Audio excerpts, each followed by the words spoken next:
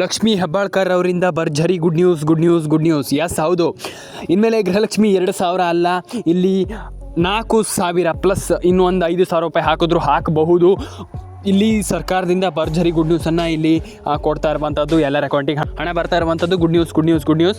ಎಲ್ಲರಿಗೂ ಇನ್ಮೇಲೆ 3 ಲಕ್ಷ ರೂಪಾಯಿ ಹಣ ಸಿಗುತ್ತಂತೆ. ಇಲ್ಲಿ ಅನ್ನಭಾಗ್ಯ ಜೊತೆ ಇದು 5 kg ಅಕ್ಕಿಯೂ ಸಿಗುತ್ತೆ, ಮತ್ತು 5 ಫ್ರೀ.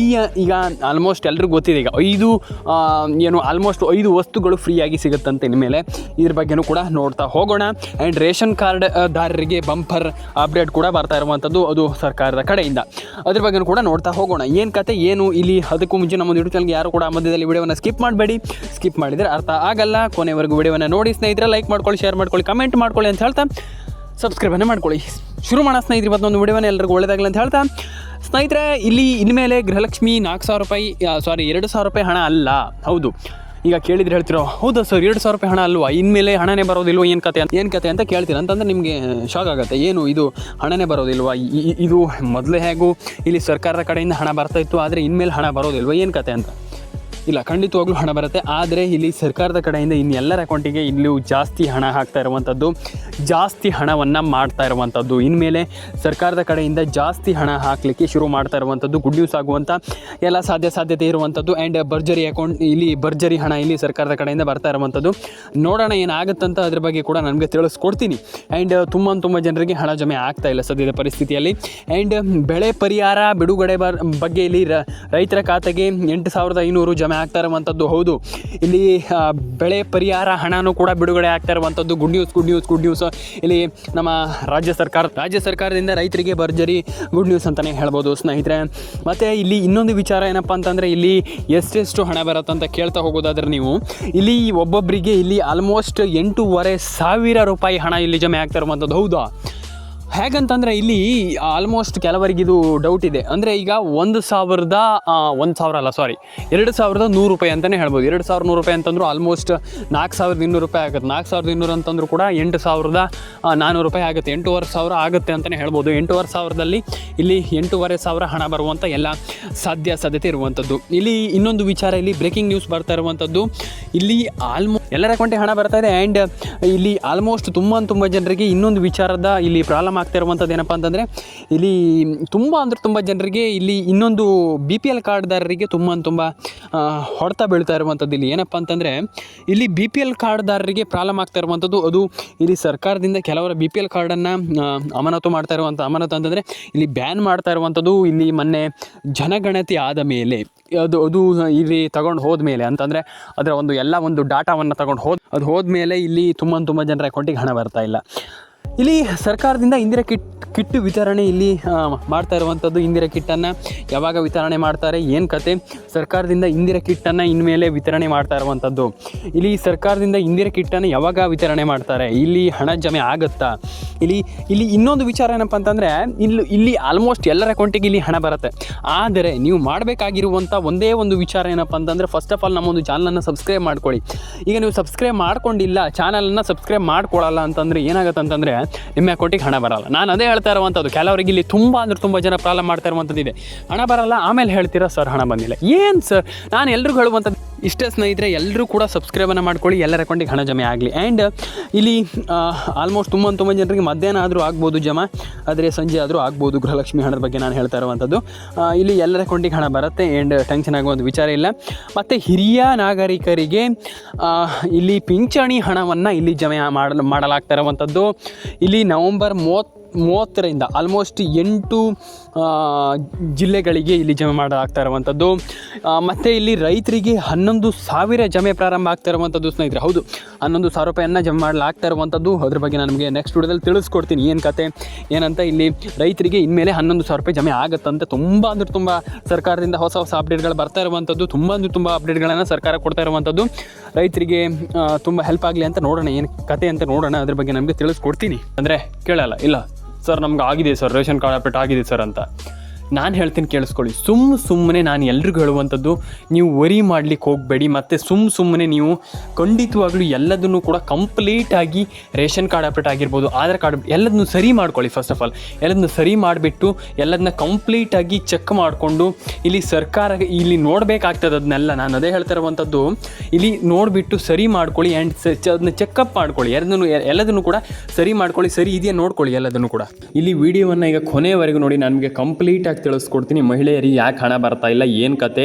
ಮಹಿಳೆಯರ ಇಲ್ಲಿ ಆಲ್ಮೋಸ್ಟ್ ತುಂಬ ಜನ ನನಗೆ ಏನು ಹೇಳಿದರು, ಹಣ ಬರ್ತಾ ಇಲ್ಲ ಸರ್, ನಮ್ಗೆ ಹಣ ಬರ್ತಾ ಇಲ್ಲ ಸರ್, ನಮ್ಗೆ ಹಣ ಬರ್ತಾ ಇಲ್ಲ ಸರ್, ನಮಗೆ ಹಣ ಬರ್ತಾ ಇಲ್ಲ ಸರ್ ಅಂತ ಒಂದಿಷ್ಟು ಜನ, ತುಂಬ ಅಂದರೆ ಒಂದಿಷ್ಟು ಜನ ಅಲ್ಲ, 90% ಜನಕ್ಕಿಂತ ಜಾಸ್ತಿ ಜನ ನನಗೆ ಕಮೆಂಟ್ ಮಾಡಿದ್ರಿ. ಹಣ ಬರ್ತಾ ಇಲ್ಲ ಸರ್, ನಮಗೆ ಸರ್ಕಾರ ಇಲ್ಲಿ ನಮಗೇನು ಹಣ ಹಾಕ್ತಾ ಇಲ್ಲ, ನಮಗೆ ಮಹಿಳೆಯರಿಗೆ ಹಣ ಹಾಕ್ತೀವಿ ಅಂತ ಸುಳ್ಳು ಹೇಳ್ತಾ ಇದ್ದಾರೆ, ನಮಗೆ ಇಲ್ಲಿ 2-3 ಕಂತಿನ ಹಣ ಬಂದಿಲ್ಲ, ಗೃಹಲಕ್ಷ್ಮಿ ಯೋಜನೆ ಹಣ ಸುಳ್ಳು ಸರ್, ನಮಗೆ ಇಲ್ಲಿ ಹಣನೇ ಬರ್ತಾ ಇಲ್ಲ ಸರ್ ಅಂತ ಹೇಳ್ತೀರಾ. ಹಾಗಾದರೆ ಯಾವಾಗ ಹಣ ಬರುತ್ತೆ ಮತ್ತು ಇಲ್ಲಿ ಗೃಹಲಕ್ಷ್ಮಿ ಯೋಜನೆ ಹಣದ ಇಲ್ಲಿ ಅಪ್ಡೇಟನ್ನು ಯಾವಾಗ ಸರ್ಕಾರ ಕೊಡುತ್ತೆ ಅಂತ. ಹೌದು, ಇಲ್ಲಿ ಅದ್ರ ಬಗ್ಗೆ ತಿಳಿಸ್ಕೊಡೋಕ್ಕಿಂತ ಮುಂಚೆ ದಯವಿಟ್ಟು ಸಬ್ಸ್ಕ್ರೈಬ್ ಮಾಡಿಲ್ಲ ಅಂತಂದರೆ ದಯವಿಟ್ಟು ಸಬ್ಸ್ಕ್ರೈಬ್ ಮಾಡ್ಕೊಳ್ಳಿ, ಪಕ್ಕದಲ್ಲೇ ಬರುವಂಥ ಬೆಲ್ ಬಟನ್ನ ಕ್ಲಿಕ್ ಮಾಡ್ಕೊಳ್ಳಿ. ಸ್ನೇಹಿತರೆ ವಿಡಿಯೋವನ್ನು ಒಂದು 10 ನಿಮಿಷ ವಿಡಿಯೋ ನೋಡಿ, ಕಂಪ್ಲೀಟಾಗಿ ನಿಮ್ಗೆ ಅರ್ಥ ಆಗುತ್ತೆ, ನಾನು ನಿಮಗೆ ತಿಳಿಸ್ಕೊಡ್ತೀನಿ. ಸ್ನೇಹಿತರೆ ಫಸ್ಟ್ ಆಫ್ ಆಲ್ ಈಗ ಶುರು ಮಾಡೋಣ. ಸ್ನೇಹಿತರೆ, ರೇಷನ್ ಕಾರ್ಡ್ ಅಪ್ಡೇಟ್ ಯಾರದ್ದೆಲ್ಲ ಆಗಿದೆ ದಯವಿಟ್ಟು ಕೆಳಗಡೆ ಬಂದುಬಿಟ್ಟು ಕಮೆಂಟ್ ಸೆಕ್ಷನಲ್ಲಿ ಬಂದುಬಿಟ್ಟು ಕಮೆಂಟ್ ಮಾಡಿ. ಯಾರಿಗೂ ಆ ರೀತಿ ಆಗಬಾರ್ದು. ಏನಂತಂದರೆ ರೇಷನ್ ಕಾರ್ಡ್ ಆಗದೇನೆ, ಗೃಹಲಕ್ಷ್ಮಿ ಯೋಜನೆ ಹಣವನ್ನು ಪಡೀದೇನೆ, ನೀವು ಹಣವನ್ನು ಪಡೆದೇನೆ ನಿಮ್ಗೆ ಹಣ ಬಂದು, ಈಗ ಸದ್ಯದಲ್ಲಿ ಸರಿ ಇದ್ದವರಿಗೆ ಕರೆಕ್ಟಾಗಿ ರೇಷನ್ ಕಾರ್ಡ್, ಡಾಕ್ಯುಮೆಂಟ್ಸ್ ಕಾರ್ಡ್ ಎಲ್ಲ ಕಂಪ್ಲೀಟಾಗಿ ಕರೆಕ್ಟಾಗಿ ಇದ್ದವರಿಗೆ, ಕರೆಕ್ಟಾಗಿ ಮಾಡಿದವರಿಗೆ, ಏನು ಆಲ್ಮೋಸ್ಟ್ ಎಲ್ಲದನ್ನು ಕಂಪ್ಲೀಟಾಗಿ ಇದ್ದವರಿಗೆ ಅದು ಹಣ ಬರ್ತಾ ಇಲ್ಲ ಸದ್ಯದಲ್ಲಿ. ಯಾಕಪ್ಪ ಅಂತಂದರೆ ಒಂದಿಷ್ಟು ಗ್ಲಿಚ್ ಆಗೋದ್ರಿಂದ ಮತ್ತು ಒಂದಿಷ್ಟು ಇದಾಗೋದ್ರಿಂದ ಕೆಲವರಿಗೆ ಬರ್ತಾ ಇಲ್ಲ. ಆ ರೀತಿ ಇರುವಾಗ ನೀವು ಎಂಥದ್ದು ಮಾಡಿಲ್ಲ, ನಿಮಗೆ ಹಣ ಬರುತ್ತಂತಂದರೆ ಹೇಗೆ ನೀವು ಒಪ್ಕೊಳ್ತೀರ ಅಂತ ನಾನು ಕೇಳುವಂಥದ್ದು. ಕೆಲವರದ್ದು ರೇಷನ್ ಕಾರ್ಡ್ ಅಪ್ಡೇಟ್ ಆಗಿಲ್ಲ, ಆಧಾರ್ ಕಾರ್ಡ್ ಅಪ್ಡೇಟ್ ಆಗಿಲ್ಲ. ನಾನು ಎಲ್ರಿಗೂ ಹೇಳುವಂಥದ್ದು ಇಷ್ಟೇ, ನೀವಿಲ್ಲಿ PM ಕಿಸಾನ್ ಯೋಜನೆ ಹಣನೂ ಕೂಡ ಹೊಸ ಅಪ್ಡೇಟ್ಗಳು ಬರ್ತಾ ಇರುವಂಥದ್ದು. ಸ್ನೇಹಿತರೆ, ಇಲ್ಲಿ ರೇಷನ್ ಕಾರ್ಡ್ ಅಪ್ಡೇಟ್ ಆಗಿರ್ಬೋದು, PM ಕಿಸಾನ್ ಯೋಜನೆ ಆಗಿರ್ಬೋದು, ಇದನ್ನೆಲ್ಲ ಕಂಪ್ಲೀಟಾಗಿ ನೀವು PM ಕಿಸಾನ್ ಯೋಜನೆಗೂ ಬೇಕಾಗತ್ತೆ, ಅಪ್ಲೈ ಆಗುತ್ತೆ. ಇದು ಅಪ್ಲೈ ಆಗುತ್ತೆ, ಎಲ್ಲ ಕಡೆ ಅಪ್ಲೈ ಆಗುತ್ತೆ. ನಾನು ಹೇಳ್ತಾ ಇದ್ದೀನಿ ನಿಮಗೆ, ನಾನು ನಿಮ್ಗೆ ಹೇಳಿದರೆ ಕೆಲವ್ರು ಕೇಳೋದೇ ಇಲ್ಲ. ಅದೇ ನಾನು ಹೇಳ್ತಾ ಇರುವಂಥದ್ದು, ರೇಷನ್ ಕಾರ್ಡ್ ಅಪ್ಡೇಟನ್ನು ಮಾಡ್ಕೊಳ್ಳಿ, ಆಧಾರ್ ಕಾರ್ಡ್ ಅಪ್ಡೇಟನ್ನು ಮಾಡ್ಕೊಳ್ಳಿ. ಆ್ಯಂಡ್ ಇನ್ನೊಂದು ವಿಚಾರ ಏನಪ್ಪ ಅಂತಂದರೆ, ನಾನು ಪ್ರತಿಯೊಬ್ಬರಿಗೂ ಹೇಳ್ತಾ ಇರ್ತೀನಿ ಈ ಒಂದು ವಿಚಾರ. ಕೆಲವರು ನನ್ನ ಹತ್ರ ಕೇಳ್ತೀರ, ಅದು ಹೇಗೆ ಸರ್, ಅದು ಹೇಗಾಗುತ್ತೆ ಸರ್? ನಾನು ಹೇಳ್ತೀನಿ ಕೇಳಿಸ್ಕೊಳ್ಳಿ. ಕಂಪ್ಲೀಟಾಗಿ ನೀವು ಮಾಡಬೇಕಾಗಿರುವಂಥದ್ದು ಇಷ್ಟೇ, ಒಂದು ರೇಷನ್ ಕಾರ್ಡ್ ಅಪ್ಡೇಟ್. ಒಂದು ರೇಷನ್ ಕಾರ್ಡ್ ಅಪ್ಡೇಟ್.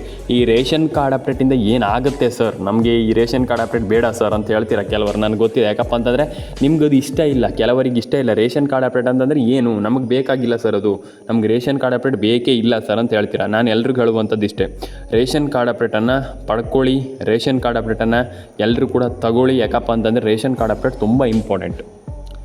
ಹೌದು, ಯಾಕಂತಂದರೆ ಕೆಲವರಿಗೆ ನಾನು ಹೇಳ್ತೀನಲ್ಲ, ರೇಷನ್ ಕಾರ್ಡ್ ಅಪ್ಡೇಟ್ ತುಂಬ ಇಂಪಾರ್ಟೆಂಟ್. ಕೆಲವರಿಗೆ 90% ಜನರಿಗೆ ರೇಷನ್ ಕಾರ್ಡ್ ಅಪ್ಡೇಟ್ ಅನ್ನುವಂಥದ್ದು ತುಂಬ ಇಂಪಾರ್ಟೆಂಟ್. ಯಾಕಪ್ಪ ಅಂತಂದರೆ ಈಗ ರೇಷನ್ ಕಾರ್ಡ್ ಅಪ್ಡೇಟ್ ಬಂದಿಲ್ಲ, ರೇಷನ್ ಕಾರ್ಡ್ ಅಪ್ಡೇಟ್ ಆಗಿಲ್ಲ, ರೇಷನ್ ಕಾರ್ಡ್ ಅಪ್ಡೇಟ್ ಮಾಡಿಲ್ಲ ಅಂತಂದರೆ ಇಲ್ಲಿ ಆಗೋದು ಏನು ದೊಡ್ಡ ವಿಚಾರ ಏನಿಲ್ಲ. ಇಲ್ಲಿ ರೇಷನ್ ಕಾರ್ಡ್ ಅಪ್ಡೇಟ್ ನೀವು ಮಾಡಿಲ್ಲ ಅಂತಂದರೆ ಸರ್ಕಾರ ಇಲ್ಲಿ ₹1 ಹಣ ಹಾಕಲ್ಲ. ಸರ್ಕಾರ ನಯಾ ಪೈಸೆ ₹1 ಹಣವನ್ನು ನಿಮಗೆ ಜಮೆ ಮಾಡೋದಿಲ್ಲ. ಇದನ್ನು ತಿಳ್ಕೊಳ್ಳಿ ಫಸ್ಟ್ ಆಫ್ ಆಲ್. ಯಾಕಪ್ಪ ಅಂತಂದರೆ ಇದು ಸರ್ಕಾರದ ಹೊಸ ರೂಲ್ಸ್, ಇದು ಹೊಸ ನಿಯಮ. ಇದರಿಂದ ಸರ್ಕಾರ ಇಲ್ಲಿ ಈಗ ಇದರಿಂದ ಹಿಂದೆ ಸರಿಯೋ ಹಾಗೆ ಕಾಣಿಸ್ತಾ ಇಲ್ಲ. ಯಾಕಪ್ಪ ಅಂತಂದರೆ ಈ ಒಂದು ರೂಲ್ಸ್ಗಳಿಂದ ಹಿಂದೆ ಸರಿಯೋದಿಲ್ಲ. 90% ಜನರಿಗೆ ಗೊತ್ತಿದೆ ಇದು ಎಲ್ಲರೂ ಕೂಡ ಕಂಪ್ಲೀಟಾಗಿ ಚಾಚು ತಪ್ಪದೇನೆ ಇದರ ಬಗ್ಗೆ ಕಂಪ್ಲೀಟಾಗಿ ಗಮನ ಹರಿಸಿ ಇದನ್ನು ಕಂಪ್ಲೀಟಾಗಿ ಮಾಡಿ ಎಲ್ಲದನ್ನೂ ಕೂಡ ಕಂಪ್ಲೀಟಾಗಿ ಮಾಡ್ತೀರಾ ಅಂತಂದರೆ ಡೆಫಿನೆಟಾಗಿ ಹಣ ಬರುತ್ತೆ. ಇಲ್ಲ ಅಂತಂದರೆ ನಯಾ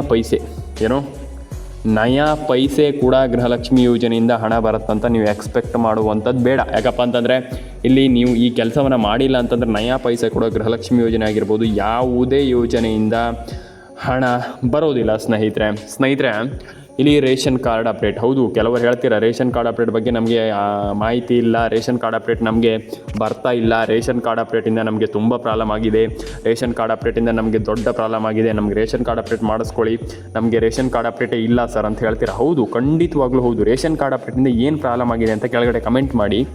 ಆ್ಯಂಡ್ ರೇಷನ್ ಕಾರ್ಡ್ ಅಪ್ಡೇಟ್ ಹೊಸ ರೇಷನ್ ಕಾರ್ಡ್ ಮಾಡ್ಬೋದು, ಇಲ್ಲ ಅಂತಂದರೆ ನೀವು ಅಪ್ಡೇಟು ಕೂಡ ಮಾಡ್ಬೋದು. ಹೊಸ ಕಾರ್ಡ್ ಮಾಡಿದರೆ ಅಪ್ಡೇಟ್ ಆಗಿ ಬರುತ್ತೆ ಬಿಡಿ. ಈಗ ಹೊಸ ಕಾರ್ಡ್ ನೀವು ರೇಷನ್ ಕಾರ್ಡ್ ಅಪ್ಡೇಟನ್ನು ಮಾಡ್ತೀರಾ ಅಂತಂದರೆ ನೀವು ಹೊಸ ಕಾರ್ಡನ್ನು ಮಾಡ್ತೀರಾ ಅಂತಂದರೆ ಅಪ್ಡೇಟಾಗಿ ಬರುತ್ತೆ. ಇದು ಎಲ್ರಿಗೂ ಗೊತ್ತಿದೆ, ತನ್ನಷ್ಟೇ ಅಪ್ಡೇಟ್ ಆಗಿ ಅಂದರೆ ನಿಮ್ಮೆಲ್ರಿಗೂ ಗೊತ್ತಿರುವಂಥ ವಿಚಾರ. ಅಂದರೆ ಈಗ ಅದು ತನ್ನಿಂತಾನೇ ಅಪ್ಡೇಟಾಗಿ ಬರುತ್ತೆ. ಹೊಸ ರೇಷನ್ ಕಾರ್ಡ್ ಮಾಡಿದ್ರೆ ಡೆಫಿನೆಟಾಗಿ ನಿಮ್ಗೆ ಅಪ್ಡೇಟಾಗಿ ಬರುತ್ತೆ. ನಿಮ್ದು ಏನಾದರೂ ಒಂದು ಪ್ರಾಬ್ಲಮ್ ಇದ್ದರೆ ನೀವು ಹೊಸ ಮಾಡುವಂಥದ್ದೇ ತುಂಬ ಉತ್ತಮ. ಯಾಕಪ್ಪ ಅಂತಂದು ನಿಮ್ದು ಏನಾದರೂ ಒಂದು ಪ್ರಾಬ್ಲಮ್ ಇದ್ದರೆ ಅದಕ್ಕೆ ಮತ್ತೆ ತುಂಬ ಪ್ರಾಬ್ಲಮ್ ಆಗುತ್ತೆ. ಹಾಗಾಗಿ ಹೊಸದೇ ಮಾಡಿದರೆ ತುಂಬ ಒಳ್ಳೆಯದು. ಅಪ್ಡೇಟ್ ಮಾಡಿದರೆ ಏನು ಫಲ ಇಲ್ಲ.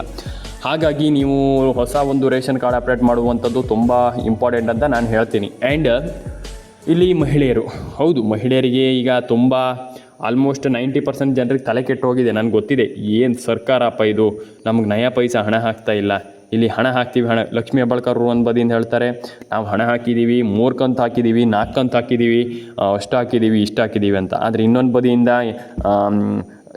ಏನು ಸಿದ್ದರಾಮಯ್ಯವ್ರು ಹೇಳ್ತಾರೆ, ನಾವು ಹಾಕಿದ್ದೀವಿ ಹಣ ಹಾಕಿದ್ದೀವಿ ಅಂತ ಹೇಳ್ತಾರೆ. ಬಿಟ್ಟರೆ ಇಲ್ಲಿ ನಯಾ ಪೈಸೆ ಕೂಡ ಹಣ ಬಂದಿಲ್ಲ. ಹಾಗಾಗಿ ಈ ರೀತಿ ಒಂದು ಕ್ವಶನ್ ಮೂಡ್ತಾ ಇದೆ, ಸರ್ಕಾರ ಏನಾದರೂ ನಮ್ಮ ಮೋಸ ಮಾಡ್ತಾ ಇದೆ ಅಂತ. ಇಲ್ಲ, ನಾನು ಹೇಳ್ತೀನಿ ಕೇಳಿಸ್ಕೊಳ್ಳಿ, ಸರ್ಕಾರ ಇಲ್ಲಿ ಮೋಸ ಮಾಡ್ತಾ ಇಲ್ಲ. ಕಂಪ್ಲೀಟಾಗಿ ಇಲ್ಲಿ ಸರ್ಕಾರ ಹಣ ಹಾಕಲಿಕ್ಕೆ ಶುರು ಮಾಡಿದೆ. ಆ್ಯಂಡ್ ಹಣ ಹಾಕಿರುವಂಥದ್ದು ಕೆಲವರಿಗೆ ಹಣ ಹಾಕಿದೆ ಸರ್ಕಾರ.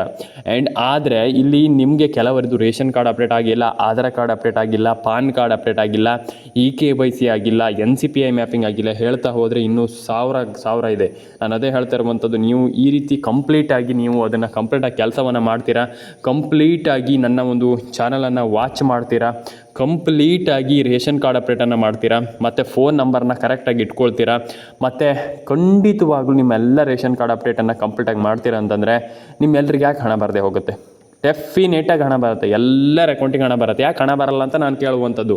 ನೀವು ಎಲ್ರಿಗೂ ನಾನು ಹೇಳುವಂಥದ್ದು ಇಷ್ಟೇ, ನಿಮ್ಗೆ ಹಣ ಬರಬೇಕಂತಂದರೆ ರೇಷನ್ ಕಾರ್ಡ್ ಅಪ್ಡೇಟನ್ನು ಮಾಡ್ಕೊಳ್ಳಿ, ಆಧಾರ್ ಕಾರ್ಡ್ ಅಪ್ಡೇಟನ್ನು ಮಾಡ್ಕೊಳ್ಳಿ, ಫೋನ್ ನಂಬರನ್ನು ಕಂಪ್ಲೀಟಾಗಿ ಡೆಡ್ ಆಗಿದ್ದರೆ, ನಾನು ಏನು ಹೇಳ್ತಾ ಇದ್ದೀನಿ ಕೇಳಿಸ್ಕೊಳ್ಳಿ, ಈಗ ಡೆಡ್ ಆಗಿ ಇದ್ದರೆ